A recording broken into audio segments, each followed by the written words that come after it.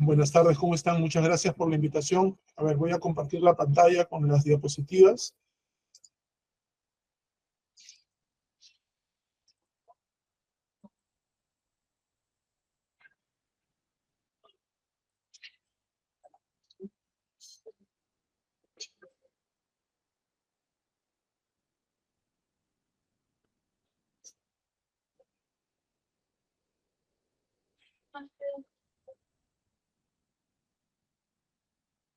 A ver, perdón, tengo un problema con esto. Un segundo, por favor.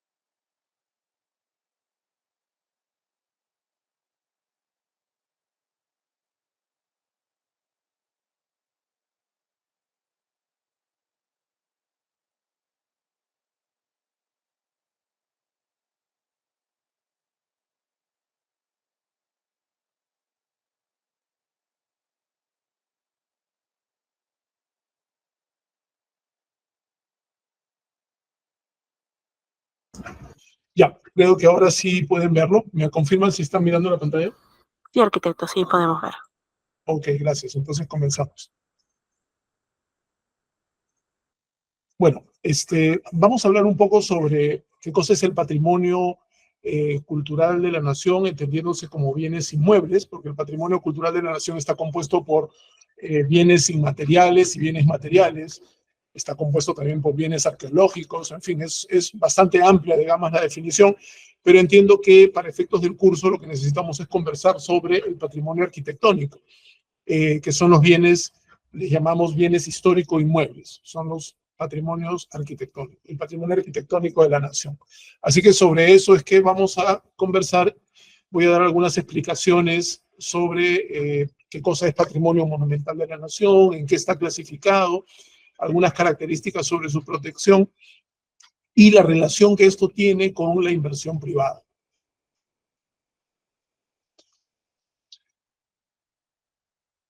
A ver, perdón.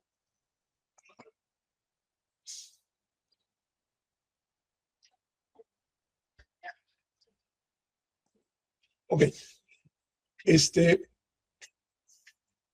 Entonces vamos a hablar, como les decía, sobre el patrimonio cultural de la nación. En primer lugar, ¿qué cosa es el patrimonio histórico inmueble? Que les dije que es la forma en la que se llama al patrimonio arquitectónico.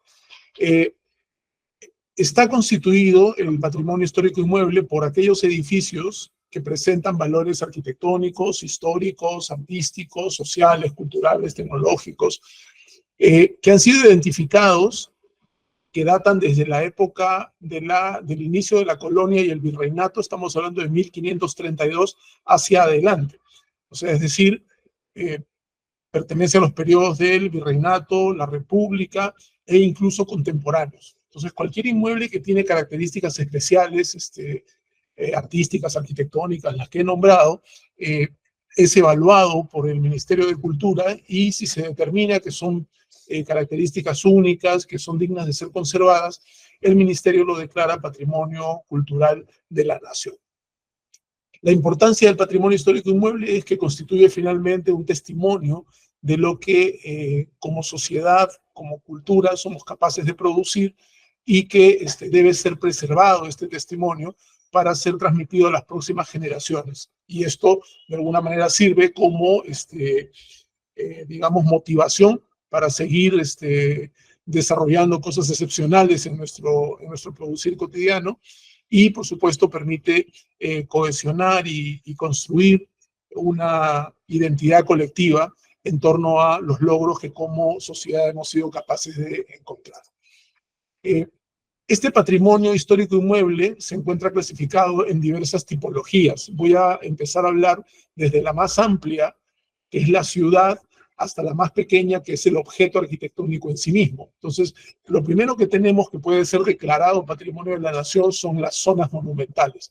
Las zonas monumentales son determinadas porciones de la ciudad, determinados sectores de la ciudad, que conservan características urbanísticas homogéneas, con valores, que deben ser preservadas y cuidadas, ¿no? Las zonas antiguas de la ciudad, por ejemplo, o las zonas que mantienen alguna característica originaria intacta, que se encuentran en buena condición, que, como dije hace un momento, tienen valores, distintos valores artísticos, históricos, y que pueden ser conservados. En el Perú tenemos 65 zonas monumentales a nivel nacional, de las cuales 10 están, 12 realmente contando, sí, 12 zonas monumentales están ubicadas en Lima metropolitana. Luego, otra de las tipologías de las declaratorias de patrimonio arquitectónico son los ambientes urbanos monumentales, que estos ya son una parte de la ciudad, una parte de la zona monumental, o pueden ser fuera de una zona monumental también. Pueden ser una calle, puede ser una alameda, puede ser un conjunto de manzanas, puede ser el entorno de un espacio público como un parque, por ejemplo, o una plaza, que también reúnen características particulares y que deben ser conservados tal cual se encuentran, ¿no? Por estos valores que encierran. A nivel nacional tenemos 412 ambientes urbanos monumentales declarados, de los cuales 115 se encuentran en la ciudad de Lima. Y finalmente tenemos los objetos arquitectónicos, los edificios, ¿no? Los edificios que también presentan características especiales que los hacen únicos y destacables y dignos de ser conservados, son los denominados monumentos. A nivel nacional tenemos 4.446 edificios declarados Monumento de la Nación, de los cuales 1.177 se encuentran en Lima metropolitana. Luego, rápidamente voy a mencionar algunas de las leyes que protegen el patrimonio histórico inmueble. Estamos hablando en primer lugar de la Ley 28296, que es la Ley General del Patrimonio Cultural y todas sus modificatorias. Luego está la Ley Orgánica de Municipalidades, porque es bueno saber que los gobiernos locales tienen también injerencia en la protección del patrimonio. Entre sus obligaciones se encuentra la protección y la promoción del patrimonio cultural de la nación. Luego está la norma 140, que es el Reglamento Nacional la norma 140 del Reglamento Nacional de Edificaciones, que es una norma que promulga el Ministerio de Vivienda, que regula las características de todas las construcciones que se desarrollen. Y este capítulo, que es la norma 140, habla específicamente sobre el patrimonio monumental. Y luego están también las normas y planes municipales, que son aquellas directivas, ordenanzas que sacan las municipalidades que están referidas a la administración, la gestión, el desarrollo, el cuidado de su patrimonio histórico. Y finalmente, ¿quiénes son responsables de la protección de todo este patrimonio histórico inmueble? En primer lugar, el Ministerio de Cultura como órgano, como ente tutelar del Estado. Los propietarios, en segundo lugar, son los responsables del cuidado de los bienes. Y en esa línea también se encuentran los gobiernos locales, los gobiernos regionales y también otras entidades que por sus competencias deben tomar acciones cuando se detecte algún tipo de atentado, de infracción o vulneración a la integridad del patrimonio histórico, que son la Policía Nacional, el Ministerio Público y el Poder Judicial. Luego, a todo esto, vamos a tratar un tema bastante interesante, porque mucha gente cree que cuando un inmueble ha sido declarado por el Estado Patrimonio Cultural de la Nación, el propietario pierde su propiedad o, en algunos casos, el Estado asume el mantenimiento de ese inmueble, y no es así. Del total de 4.469 inmuebles declarados Patrimonio Cultural de la Nación, son propiedad del Estado 613. De la Iglesia son 640 bienes entre conventos y edificios religiosos, son propiedad de la Iglesia. Y tenemos 3.216 inmuebles a nivel nacional que son propiedad de privados, o sea, son propiedad privada. Y repito, los responsables del cuidado de estos bienes, porque si sumamos a la Iglesia como ente privado que es, y los bienes de cualquier persona que es propietario de una casona o de un inmueble declarado patrimonio, estamos hablando de 3.856 unidades inmobiliarias que son de carácter privado, propiedad privada. En ese sentido, entonces, es importante poder conversar y poder hablar sobre cuál es el rol que cumple la inversión privada en la protección de este patrimonio. Porque si la inmensa mayoría del patrimonio monumental es privado, pues evidentemente su mantenimiento y recuperación está muy relacionado con la inversión privada que se desarrolla. Y primero quisiera esbozar rápidamente una definición de lo que es la inversión privada. Y aquí estamos hablando de un proceso de compra de activos que deben aumentar de valor en el tiempo y que proporcionan finalmente un rendimiento que son considerados como ganancias, ¿no? O sea, puede ser ingresos, puede ser pagos, pero al final estos activos deben ir generando ganancia, ¿no? Esa es la finalidad de la inversión. Y los proyectos de inversión privada son iniciativas financiadas por personas individuales u organizaciones privadas, cuyo objetivo principal es generar un retorno de la inversión que se ha realizado. Entonces, ese es un principio básico de la inversión privada. Yo pongo algo para poder lograr una recuperación de mi inversión y además una plusvalía. Pero además, además del tema de la recuperación de la inversión, o sea, de la ganancia, hay otro tema importante a considerar en la inversión privada, que es la estabilidad. La inversión privada, por lo general, para poder fluir, requiere condiciones de estabilidad. Estabilidad política y, sobre todo, estabilidad jurídica. Tiene que haber un marco legal que garantice que haya predictibilidad en el resultado de esa inversión. Si yo quiero construir, por ejemplo, un edificio, yo tengo que saber que mi licencia de construcción va a ser dada en un plazo determinado, va a tener unas normas determinadas, va a tener que tener una evaluación objetiva sobre criterios objetivos y no va a estar sujeto a la buena voluntad, no va a estar sujeto al gusto del evaluador. Entonces, todo eso se llama predictibilidad y todo eso se llama estabilidad jurídica. O sea, un marco que garantice que mi dinero no va a estar sujeto al capricho del movimiento político, al capricho de los actores estatales que regulan los permisos, sino que todo está claramente establecido. Y en ese sentido, quiero hablarme de los espacios en donde se encuentran los bienes monumentales, porque los edificios declarados monumentos no se encuentran sueltos. En algunos casos sí, pero son la minoría, ¿no? Estamos hablando de casas hacienda, ¿no? De edificios que se encuentran de repente en el campo, pero la gran mayoría de los bienes que componen el patrimonio monumental de la nación se encuentran en la ciudad, se encuentran en las zonas monumentales. Y las zonas monumentales son espacios atractivos para la inversión privada. Yo creo que sí, por lo menos la experiencia universal así lo demuestra. Aquí les estoy pasando algunas fotos de algunas ciudades como, por ejemplo, lo que tienen ahora, ¿no? Tienen una placita en Sevilla y al costado hay una calle en una parte de Oporto, que son ciudades en donde la inversión privada está claramente manifiesta en la conservación de los edificios. Ustedes pueden ver aquí edificios en buen estado, eso es inversión privada, ¿no? Y la gente vive aquí. Entonces son zonas que generan además una economía. Eso es un tema importante a considerar. Entonces, para que cuando la gente no se anima a invertir en el patrimonio es porque están faltando quizás estas condiciones que vemos en las fotografías. Y vamos a dirigirnos ahora a nuestra realidad. El Perú tiene, como les dije hace un momento, 65 zonas monumentales distribuidas, así como las ven en este plano, ¿no? La mayor cantidad de zonas monumentales se encuentran en la ciudad de Lima, incluyendo Callao, 14.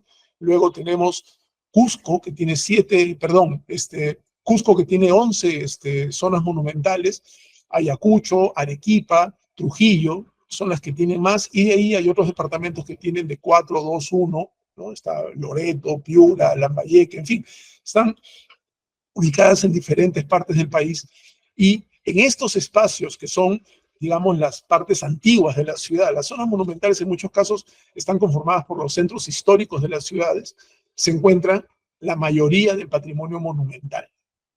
¿Y qué cosa ofrecen estas zonas monumentales a la inversión privada? En primer lugar, los centros históricos o las zonas monumentales están en una ubicación estratégica en la ciudad, están en el centro. En todas las ciudades, ya que aquí surge la ciudad y de aquí se empieza a construir, las zonas monumentales están en el centro de la ciudad. Y ese centro de la ciudad, por lo general, tiene características específicas que están vivas, ¿no?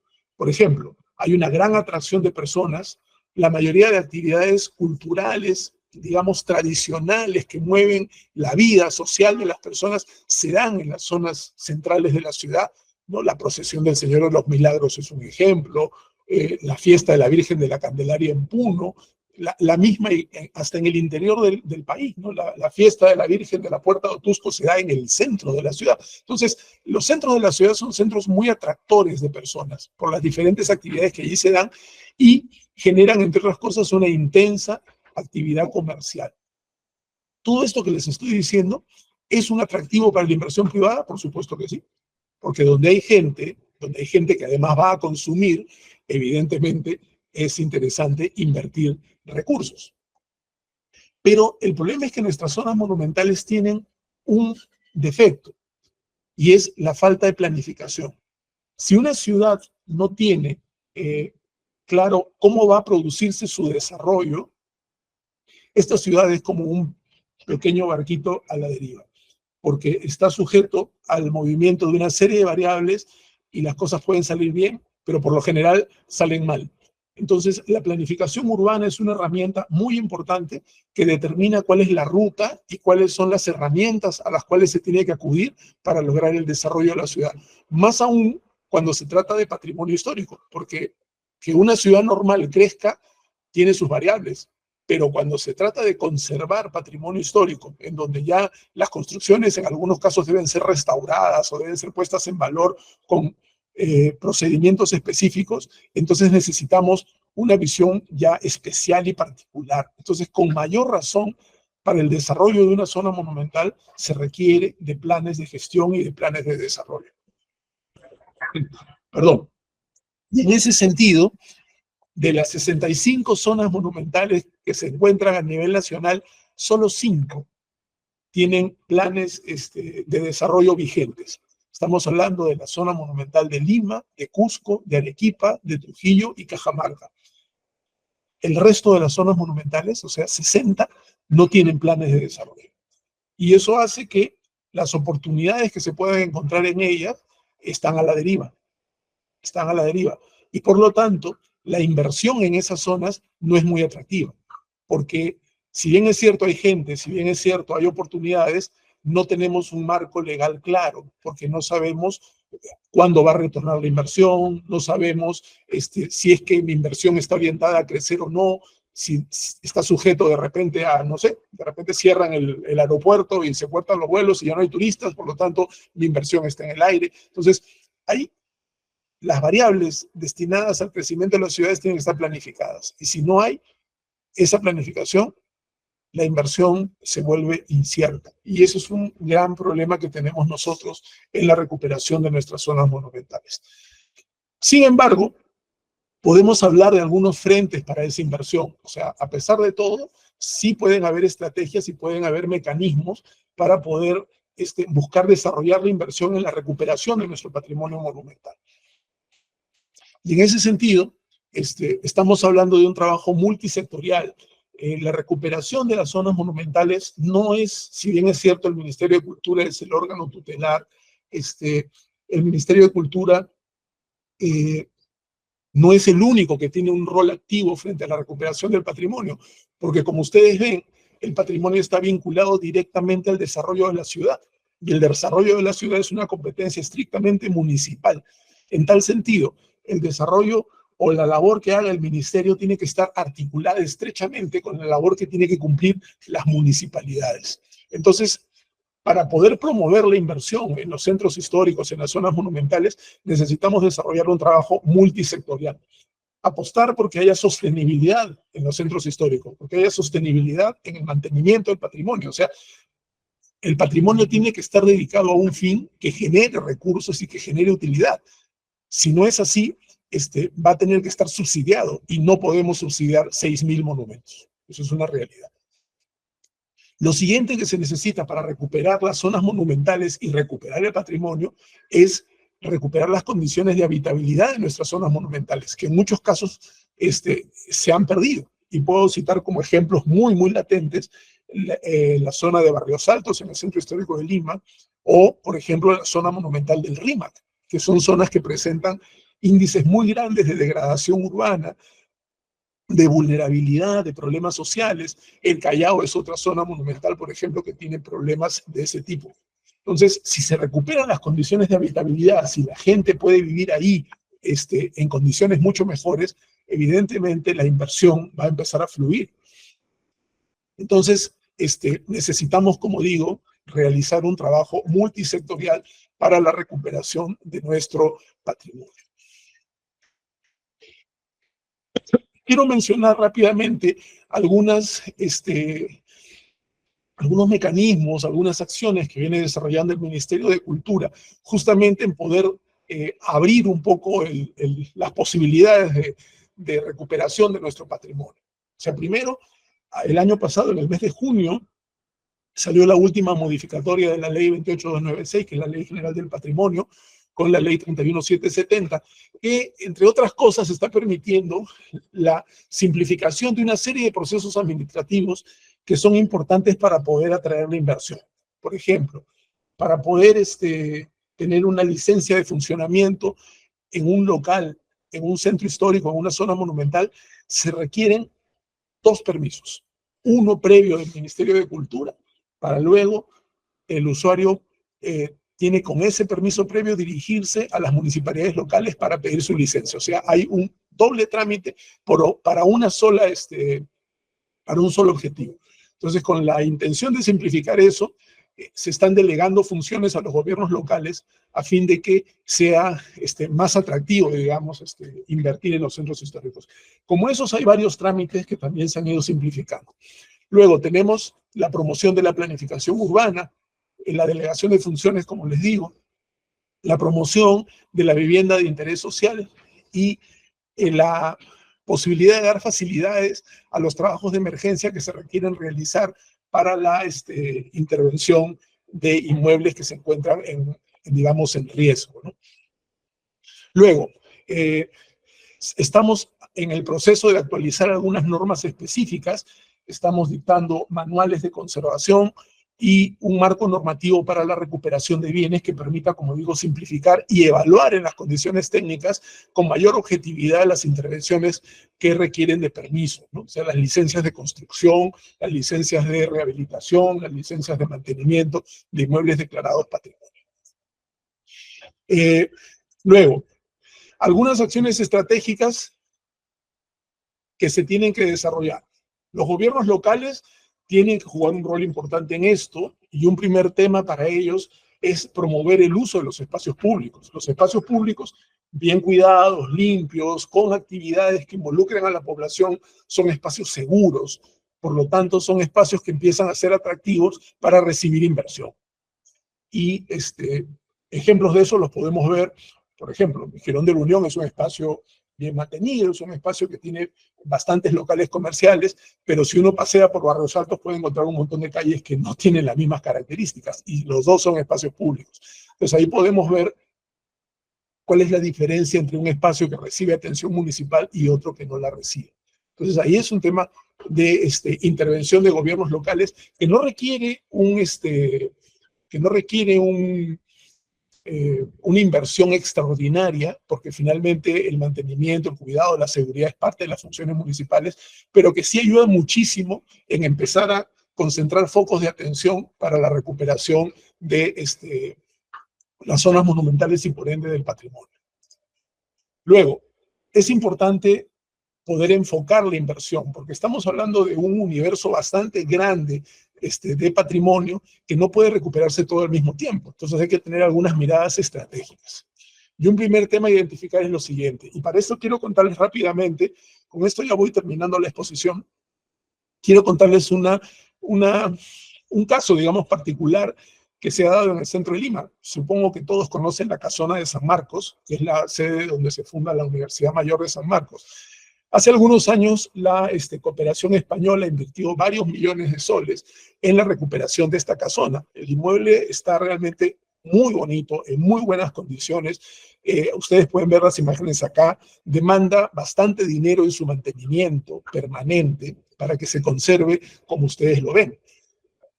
Sin embargo, en contraparte, y aquí les pongo algunas fotos de las calles laterales, digamos, donde se encuentra la casona, ustedes pueden ver lo que están viendo en las fotos, ¿no? Zonas descuidadas, medias vacías, ¿no? Con problemas de delincuencia. Entonces, la recuperación de la casona no necesariamente ha implicado la recuperación de su entorno. La casona está en muy buen estado y demanda además mucho dinero para sostenerla así, pero el entorno sigue languideciendo en medio de una serie de problemas económicos, sociales, que no se resuelven. Entonces, hay que tener, repito, una mirada estratégica, y hay que entender que es importante desarrollar el entorno de los monumentos de tal manera que se aborde la inversión por donde resulte más sencillo. ¿Qué quiero decir con esto? Les dije que existen monumentos que tienen valores, que tienen características particulares que deben ser conservados. Eso implica que si hay que intervenirlos, se tienen que restaurar, ¿no?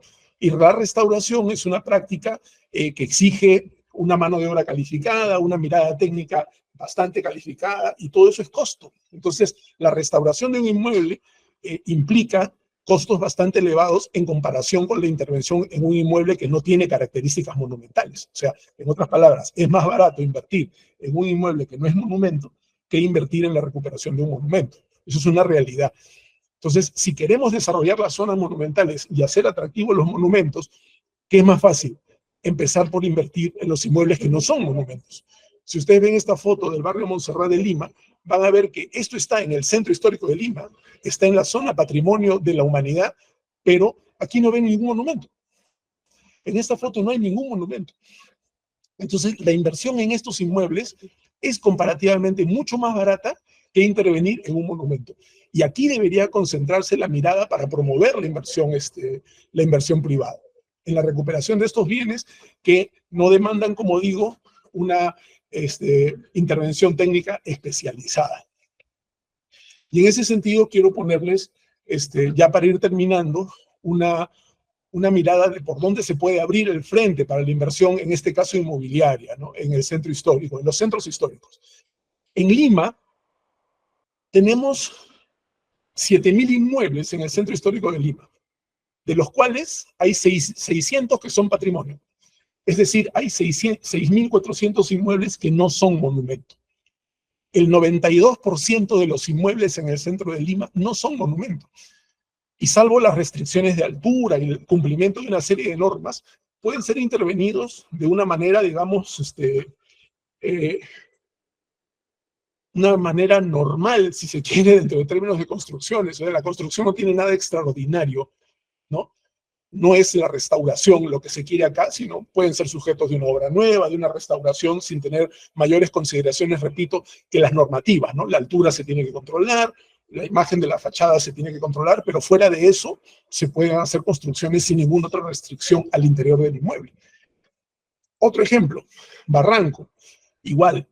De los 3.000 inmuebles que tiene la zona monumental de Barranco, 200 tiene declaratoria, 2.800 son inmuebles de autor. Estamos hablando del 93% de los bienes que tienen características comunes y corrientes, que pueden ser sujetos rápidamente de inversión privada y que pueden generar un cambio en la realidad de una zona monumental sin necesidad de empezar a restaurar nada. Y una vez que se logre recuperar la calidad de diferentes zonas que no tienen ese valor asignado, entonces los inmuebles monumentos sí pueden ser vistos con otra mirada, porque invertir ya en una restauración puede ser importante porque el resto de la ciudad ya está funcionando bien. Entonces, ya para terminar, quería quedarme con ustedes con esta pequeña frase que es: la sostenibilidad de nuestro patrimonio implica darle rentabilidad al patrimonio. Y esa rentabilidad definitivamente va de la mano con la inversión privada. Y en eso tiene que ir el esfuerzo de todas las instituciones del Estado, porque eso es lo que le da sostenibilidad a nuestra cultura, le da sostenibilidad a nuestra sociedad. Poder generar que el inversionista se sienta atraído, como en otros países, de recuperar su patrimonio cultural y sus zonas monumentales.